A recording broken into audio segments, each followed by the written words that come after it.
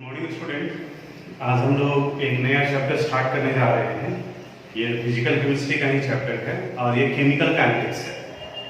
और थोड़ा सा इसका स्टार्टिंग का पोर्शन आप नीचे क्लासेस में पढ़े हो। केमिकल काइनेटिक्स में हम लोग रेट ऑफ रिएक्शन से रिलेटेड बात करते हैं। यानी कि अगर डेफिनेशन पूछा जाए कि व्हाट इज केमिकल काइनेटिक्स, तो it is the branch of chemistry in which we study about the factors affecting the rate of reaction. यानी कि रेट ऑफ रिएक्शन और उसको अफेक्ट करने वाले फैक्टर्स के बारे में हम लोग केमिकल काइनेटिक्स में डिस्कस करते हैं। केमिकल रिएक्शन, इसका मतलब क्या होता है, बिल्कुल वहां से स्टार्ट करते हैं हम लोग। केमिकल रिएक्शन का मतलब होता है it is the process of conversion of reactant into product. किसी रिएक्टेंट के प्रोडक्ट में कन्वर्ट करने के प्रोसेस को केमिकल रिएक्शन कहा जाता है। रिएक्टेंट रिएक्शन में इन्वॉल्व होता है और प्रोडक्ट रिएक्शन में बनता है। प्रोडक्ट के समय, रिएक्शन के समय प्रोडक्ट का फॉर्मेशन होता है। केमिकल रिएक्शन में रिएक्टेंट का कंसंट्रेशन ग्रेजुअली डिक्रीज करता है और प्रोडक्ट का कंसंट्रेशन ग्रेजुअली इंक्रीज करता है। यानी कि जब आप रिएक्शन स्टार्ट कर रहे होंगे तो उस वक्त में रिएक्टेंट का कंसंट्रेशन मैक्सिमम होगा और प्रोडक्ट का कंसंट्रेशन जीरो होगा। अगर वो रिवर्सिबल नहीं है तो वैसे भी स्टार्टिंग में प्रोडक्ट तो जीरो ही होता है। अब जैसे जैसे रिएक्शन आगे की तरफ प्रोसीड करेगा, रिएक्टेंट का कंसंट्रेशन घटने लगेगा, डिक्रीज करेगा and at the same time product का कंसंट्रेशन इंक्रीज करने लगता है। तो जब हम लोग बार बार कंसंट्रेशन वर्ड यूज कर रहे हैं तो कंसंट्रेशन हम लोग सॉल्यूशन में भी पढ़े थे और वहां बात की थी कि कंसंट्रेशन को हम लोग molarity, mole fraction, mass percentage, volume percentage, इन सब में रिप्रेजेंट करते हैं। लेकिन यहाँ पर जनरली जो हम लोग कंसंट्रेशन को रिप्रेजेंट करते हैं उन्हें हम लोग मोलरिटी में रिप्रेजेंट करते हैं और इन्हें लिखा जाता है स्क्वायर ब्रैकेट से। यानी कि अगर स्क्वायर ब्रैकेट के अंदर में आर लिखा हुआ है तो इसका पूरा मतलब निकलता है कि is the molar concentration of reactant. इसी मोलर कंसंट्रेशन को एक्टिव मास भी कहा जाता है।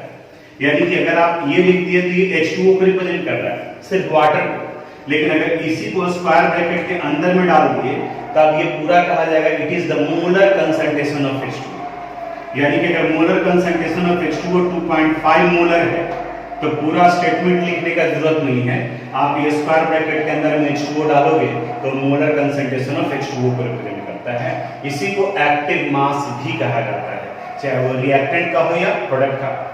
तो किसी केमिकल रिएक्शन में रिएक्टेंट का कंसंट्रेशन डिक्रीज कर रहा होता है और प्रोडक्ट का कंसंट्रेशन इंक्रीज कर रहा होता है और इसी डिक्रीज या इंक्रीज के रेट को, चेंज इन कंसंट्रेशन के रेट को, the change in concentration of reactant और product in per unit time को रेट ऑफ रिएक्शन कहा जाता है। जैसे वेलोसिटी के बारे में आप पढ़े होंगे, डिस्टेंस बाय टाइम होता है। एक्सेलरेशन के बारे में आप पढ़े होंगे, वेलोसिटी बाय टाइम कहा जाता है। उसी तरह से रेट ऑफ रिएक्शन का मतलब होता है change in concentration of reactant in per unit time, यानी कि कंसंट्रेशन ऑफ रिएक्टेंट का change divided by time, that is called rate of reaction. Rate of reaction को हम लोग दो पार्ट में बांटते हैं, एक एवरेज रेट ऑफ रिएक्शन और दूसरा instantaneous rate of reaction. Average और इंस्टेंटेनियस, इन दोनों का क्या मतलब हुआ, जो एक छोटे से एग्जांपल से बताते हैं। जैसे अगर मान लिया कि कोई पॉइंट ए से स्टार्ट किया और यहाँ ये पॉइंट बी तक पहुंच रहा है। ए से बी का डिस्टेंस सपोज 40 किलोमीटर है और इस 40 किलोमीटर डिस्टेंस को ट्रेवल करने में इसने 2 आवर्स टाइम लगा है। तो इस कंडीशन में अगर इनका स्पीड आपसे पूछा जाए तो आप यहाँ सीधा सीधा बता दोगे कि 40 kilometre divided by 2, it means its speed is 20 kilometre per hour. Time से डिवाइड कर दी, क्योंकि 1 घंटे में जो उसको डिस्टेंस ट्रेवल करेगा वो उसका एवरेज स्पीड कहा जाएगा। तो यहाँ जो स्पीड निकल रहा है वो एवरेज स्पीड है, क्योंकि जब वो ए से बी की तरफ में चलना शुरू किया होगा तो किसी वक्त में उसका स्पीड 60 भी होगा, किसी वक्त में 70 भी होगा, कभी 40 भी होगा। अब इसी को आप इमेजिन करो कि यहाँ से ये ए जब चलना शुरू किया था, इसी के साथ में कोई और एक बैठा हुआ है। आप उसको फोन करते हैं किसी भी वक्त में पार्टिकुलर जब वो जर्नी पर जा रहा होता है और आप कहते हैं कि गाड़ी का स्पीडोमीटर देख करके बताओ कि अभी गाड़ी किस स्पीड से चल रही है। तो एवरेज स्पीडोमीटर देख करके वो जो बताएगा वैल्यू कि अभी इसका कांटा जो है वो 20 किलोमीटर पर आवर इंडिकेट कर रहा है, तो वो उसका इंस्टेंटेनियस स्पीड कहा जाएगा। इंस्टेंटेनियस यानी कि एट दैट टाइम, जब टाइम इंटरवल को बहुत छोटा कर देते हैं आप, तो उस कंडीशन में जो वैल्यू निकलता है उसे हम लोग इंस्टेंटेनियस कहते हैं। यानी कि अगर मेजरेबल टाइम इंटरवल है 10 मिनट, 2 मिनट, 5 मिनट, तब वो एवरेज का वैल्यू देगा, और 5वें मिनट में कितना होगा तो वो इंस्टेंटेनियस देगा। 5 मिनट और 5वें मिनट दोनों में फर्क है। 5 मिनट कहने का मतलब 5 मिनट का गैप है, और 5वें मिनट कहने का मतलब आपको स्टार्टिंग से कुछ नहीं ऑब्जर्व करना है, अभी से जैसे वो 5वें मिनट पे पहुंचेगा उस वक्त में आपको ऑब्जर्व करना है, तो 5वां मिनट कहा जाएगा। तो इंस्टेंटेनियस कहने का मतलब एट दैट टाइम, और एवरेज कहने का मतलब जहां पे मेजरेबल टाइम इंटरवल लेते हैं। अब इसे प्लॉट करने के लिए हम लोग, डिटरमाइन करने के लिए हम लोग ग्राफ यूज करते हैं एवरेज रेट ऑफ रिएक्शन और इंस्टेंटेनियस रेट ऑफ रिएक्शन के लिए। मानकर चलते हैं suppose R is a reactant which converted into product P। अब इसके लिए जब आप ग्राफ प्लॉट करोगे तो एक एक्सिस पर हम लोग रिएक्टेंट को रखते हैं और दूसरे पर टाइम को रखते हैं।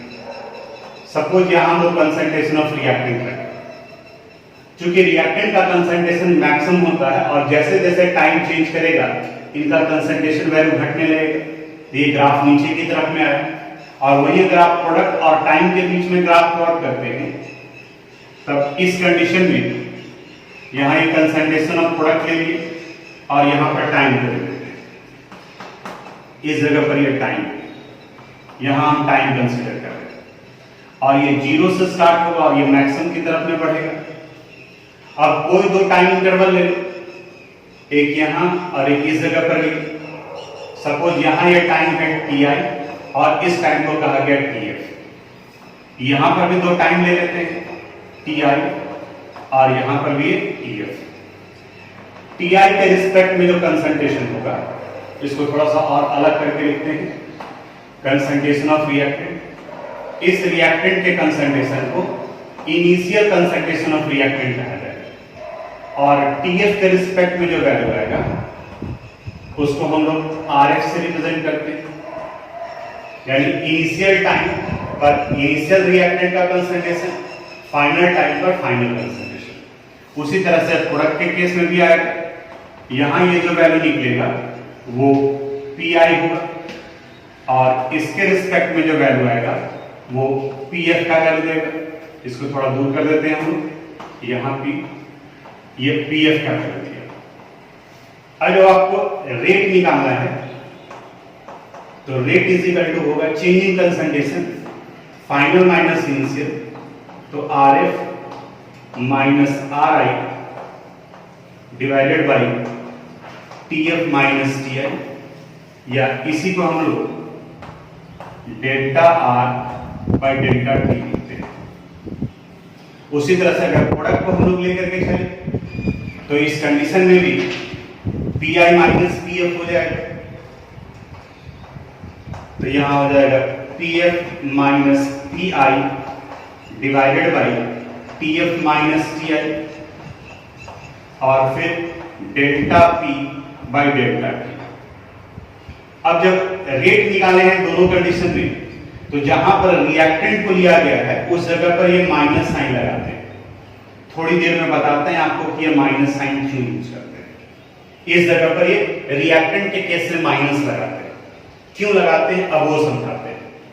अब आप रिएक्टेंट के कंसंट्रेशन को देखो तो फाइनल कंसंट्रेशन का वैल्यू हमेशा कम होता है इनिशियल के रिस्पेक्ट में, तो जब कम में से बड़े को माइनस करोगे फिर डेल्टा R का वैल्यू नेगेटिव हो जाएगा, जबकि रेट ऑफ रिएक्शन हमेशा पॉजिटिव होता है। तो ये निगेटिव पार्ट है डेल्टा R और ये रेट ऑफ रिएक्शन हमेशा पॉजिटिव होगा, इसलिए इस कंडीशन में हम लोगों को निगेटिव को पॉजिटिव बनाने के लिए यहां माइनस टर्म यूज किया जाता है। ये 12th का नहीं लेकिन अंडर 10th के लेवल तक का इंपॉर्टेंट क्वेश्चन बन सकता है, why to put negative sign in rate expression if we use the concentration of reactant। तो आपको बताना होगा चीनी concentration of reactant give negative है, but rate of reaction should always be positive। Rate of reaction हमेशा positive ही होता है। And to make the change in concentration of reactant positive we put here negative sign, ताकि negative और negative ये दोनों combine कर पॉजिटिव में कन्वर्ट कर जाए। तो ये था average rate of reaction. Average rate में मेजरेबल टाइम इंटरवल लेते हैं हम लोग, 2 टाइम इंटरवल लेकर के चलते हैं। वही अगर इंस्टेंटेनियस रेट ऑफ रिएक्शन निकालना हो तो इंस्टेंटेनियस का मतलब होता है एट अ गिवन टाइम, जब टाइम इंटरवल बहुत छोटा हो, उस कंडीशन में हम लोग इंस्टेंटेनियस वैल्यू निकालते हैं। यानी कि अगर इनिशियली आपको ग्राफ प्लॉट करना हो तो रिएक्टेंट का अगर कंसंट्रेशन लेते हैं और यहां टाइम कंसीडर करते हैं तो ये ग्राफ नीचे की तरफ में आएगा। तो किसी एक पार्टिकुलर टाइम पर हम लोग टेंजेंट ड्रॉ करते हैं ताकि इसका स्लोप पता चल सके, और यहीं से ये वैल्यू पार्टिकुलर टाइम पर ही, इस पार्टिकुलर टाइम पर यहां ये वैल्यू dt देगा और यहां ये वैल्यू dr देगा। यानी कि अगर इंस्टेंटेनियस रेट निकालना हो, इंस्टेंटेनियस रेट, तब उस कंडीशन में ये वैल्यू dr होगा डिवाइडेड बाय dt, और अगर प्रोडक्ट को ले लो तो यहां पर dp होगा डिवाइडेड बाय dt। ये इस जगह पर भी रिएक्टेंट को हम लोग माइनस से यूज करते हैं। यानी अगर सिंबॉलिक फॉर्म में देखा जाए तो डेल्टा भी चेंज को रिप्रेजेंट करता है और डी को भी। मैथ्स और फिजिक्स में बहुत ज्यादा यूज करते होंगे। तो डी का मतलब होता है जब चेंज बहुत छोटा हो, वेरी स्मॉल हो, तो वहां हम लोग चेंज के लिए डी लगाते हैं, और जहां मेजरेबल हो वहां पर हम लोग डेल्टा लगाते हैं। तो जनरली जब न्यूमेरिकल बना रहे होते हैं तो अगर डाटा दिया हुआ है क्वेश्चन में, तो टाइम अगर आप देख रहे हो कि मेजरेबल टाइम 5 से 10 मिनट का है, 10 सेकंड है, ऐसा करके टाइम दिया हुआ है, तब वहां पर डेल्टा लेंगे, अदरवाइज हम लोग डी लेकर के चलेंगे। बाकी ये ग्राफ के ऊपर में बहुत ज्यादा आपको फोकस नहीं करना है, सिर्फ बुक में दिया हुआ था इस वजह से हम ये आ गए। आप इसमें मत उलझना कि टेंजेंट कैसे ड्रॉ करेंगे, यह तो केमिस्ट्री का पार्ट ही नहीं है कि इसमें आपको जो उलझने का जरूरत है, इसको आप स्किप कीजिए। हाँ, ये देख करके कि अगर डी दिया हुआ है तो इसको इंस्टेंटेनियस कहेंगे, और अगर डेल्टा दिया हुआ है तो उसको हम लोग एवरेज कहेंगे, वो एवरेज रेट ऑफ रिएक्शन। अब किसी केमिकल इक्वेशन में हम लोग रेट एक्सप्रेशन कैसे लिखते हैं उसके बारे में बात करते हैं। बोर्ड पर ध्यान से देखिएगा। किसी पार्टिकुलर केमिकल रिएक्शन का रेट एक्सप्रेशन लिखना हो, जैसे अगर कोई एक केमिकल रिएक्शन दिया हुआ है N2 plus 3H2 it give 2NH3। अब इसका अगर हम लोग एवरेज रेट निकालें, एवरेज रेट ऑफ रिएक्शन, तो यहां पर लिखा जाएगा rate would be equal to, अब देखो सबसे पहले नाइट्रोजन है, तो नाइट्रोजन है तो यहां लिख दिया delta N2 divided by delta T। चूंकि नाइट्रोजन रिएक्टेंट है इसलिए यहां पर minus sign, it would be equal to, इनका नंबर ऑफ मोल 3 है, रिएक्टेंट है तो पहले माइनस दे दिए, 3 मोल है तो ये 1/3 delta H2 by delta T, it would be equal to, ammonia के केस में यहां 2 मोल है तो 1/2 delta NH3 by delta T, NH3 by delta T। ये निकल गया एवरेज के लिए। वही अगर इंस्टेंटेनियस के लिए निकालना हो, इंस्टेंटेनियस, तो सिर्फ डेल्टा की जगह पर डी यूज कर देना है। ये वैल्यू आ जाएगा rate would be equal to minus dN2 by dt, it would be equal to minus 1/3 dH2 by dt, it would be equal to 1/2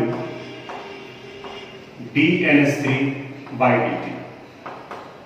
अब अगर कोई कहे कि सिर्फ कहा जा रहा है write down the rate expression for following chemical reaction, तब आप इसको यूज कीजिए। क्योंकि ऐसे एज अ कन्वेंशन इंस्टेंटेनियस को ही कंसीडर किया जाता है। लेकिन अगर टाइम दिया हुआ है और स्पेशली कहा जा रहा है एवरेज, तो आप उसको डेल्टा कह सकते हैं। न्यूमेरिकल बनाते वक्त में तो कहाँ डेल्टा यूज होगा वो हम लोग आगे डिस्कस करेंगे, तो वहां से पता चलेगा। एक्सप्रेशन लिखते वक्त में बस 2 पॉइंट से ध्यान रखना है। आगे में जितना नंबर ऑफ मोल होगा वो फ्रैक्शन में चला जाएगा।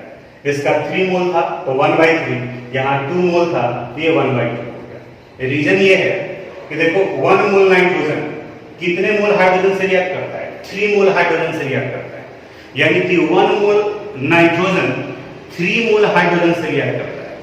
यानी कि 3 मोल हाइड्रोजन कंबाइन कर 1 मोल से रिएक्ट करेगी। यानी कि हाइड्रोजन का इंडिविजुअल कैपेसिटी नाइट्रोजन के रिस्पेक्ट में 1/3 है। तभी तो 3 मिले तब वो 1 मोल से रिएक्ट कर रहे हैं।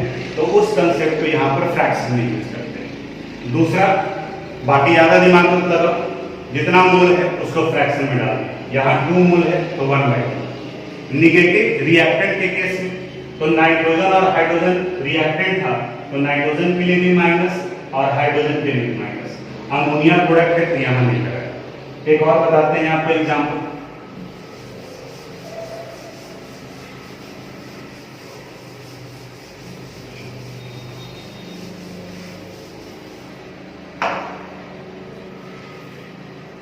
सपोज ये दिया हुआ है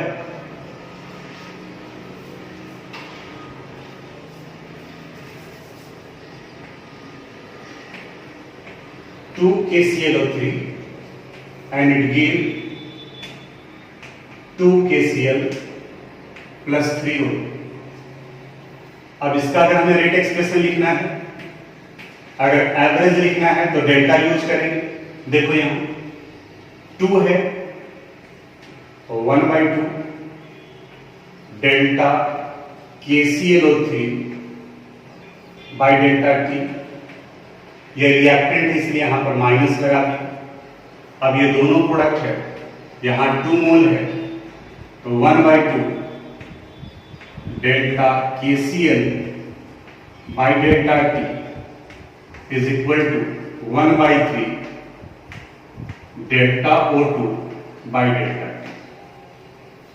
अगर इसका इंस्टेंटेनियस लिखना हो तो बस डेल्टा की जगह पर डी टर्म यूज कर देंगे। 1/2 d KClO3 by dt 1/2 d KCl by dt 1/3 dO2 by dt। तो इस तरीके से आप रेट एक्सप्रेशन लिख सकते हो। तो आपके बुक में भी कुछ क्वेश्चन होगा रेट एक्सप्रेशन लिखने का, तो ये रेट एक्सप्रेशन लिख सकते हैं। अब इसके बाद में हम लोग इससे रिलेटेड न्यूमेरिकल पढ़ेंगे। अब हम लोग इस पार्ट से रिलेटेड कुछ न्यूमेरिकल्स के बारे में बात करते हैं। जैसे यहाँ इंटेक्स का क्वेश्चन नंबर 4.1 एंड 4.2 है, जो रेट ऑफ रिएक्शन से रिलेटेड। इंटेक्स 4.1 यहाँ पर for the reaction R gives to P, for the reaction R gives to P, the concentration of reactant changes from 0.03 molar to 0.02 molar। यानी कि initially इनका concentration था 0.03 molar और ये change कर जा रहा है, फाइनल कंसंट्रेशन हो गया 0.02 molar. Calculate the average rate of reaction using time, और यहाँ टाइम दिया हुआ है यानी कि डेल्टा टी का वैल्यू 25 मिनट, और रेट निकालना है आपको using time both in minute and second. तो ये 25 मिनट हो गया, और जब सेकेंड में निकालेंगे तो 25 इंटू 60 कर दोगे तो ये सेकेंड हो जाएगा। अब R गिव्स टू P है, देखो R का नंबर ऑफ मोल 1 ही है, तो इस कंडीशन में अगर हम लोग इसका रेट निकालेंगे तो rate will be equal to हो जाएगा minus final concentration of reactant initial concentration of reactant, या तो फिर एक काम ये आप कर सकते हो, शुरू में ही जब यहां पर आपका निकल गया है RI और RF दिया हुआ है तो पहले आप निकाल लो डेल्टा R का, change in concentration of reactant, change का मतलब ही होता है फाइनल माइनस इनिशियल। तो RF माइनस RI, RF का वैल्यू कितना दिया हुआ है 0.02 और RI का वैल्यू है 0.03 माइनस 0.01 मोलर, या इसको मोल पर लीटर भी लिख सकते हो आप। अब देखो चेंज इन कंसंट्रेशन माइनस में आ गया, लेकिन रेट ऑफ रिएक्शन हमें पॉजिटिव निकालना है, इसलिए एक्सप्रेशन में माइनस रखते हैं। नाउ अब दो बार में निकालना है, एक बार में निकालना है मिनट में और दूसरी बार में निकालना है सेकंड में। तो इसके लिए फार्मूला लिखेंगे हम लोग, rate would be equal to minus delta R by delta T minus 0.01 divided by delta T का वैल्यू 25।